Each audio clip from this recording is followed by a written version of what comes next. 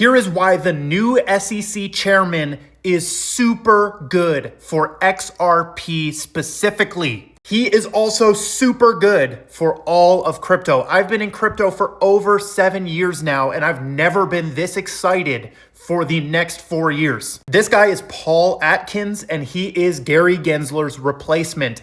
As we know, Trump vowed to fire Gary Gensler, the SEC chairman, but Gary Gensler stepped down before Trump could fire him. Now, Paul Atkins is replacing him. Now, let's start off with a little bit about Paul. This guy is super bullish on crypto. He's actually an advisor to a cryptocurrency company, or a former advisor. He's actually been the SEC chairman before under George W. Bush, and he's not a fan of like super oppressive, heavy regulations and big fines. He's pretty open to a free market, and he doesn't believe in like slaughtering companies with huge fines, as Gary Gensler seems to have believed in. Now, the crypto that he was actually an advisor for was Reserve Rights. RSR is the ticker, and he actually provided guidance in the early days of the project. Now, this is why RSR pumped like crazy when Atkins got announced as the new SEC chairman. But one of the connections that nobody's talking about, of course, is that he's actually an advisory board member currently on Securitize. Now, Securitize is not a crypto token. It doesn't have a token. But Securitize raised $13 million from Ripple, Blockchain Capital, and Coinbase.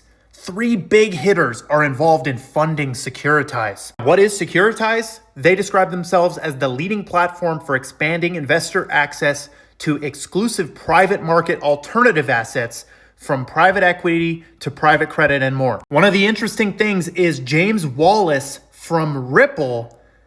He's actually the VP of Central Bank Engagements at Ripple. That's his position at Ripple. He's also on the board of Securitize.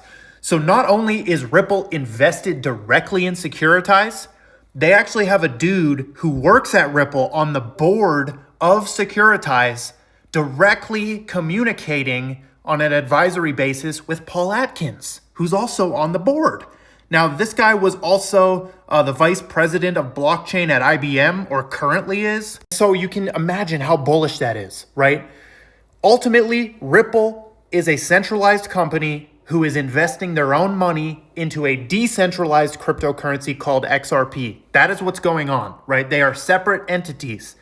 But because of their close connection and the usage of XRP by Ripple, they're kind of linked, right? They're kind of linked. Buying XRP obviously doesn't give you ownership or stock in Ripple.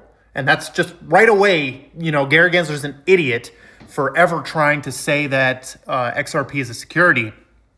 And the whole SEC is morons for doing that. That's why they lost in court.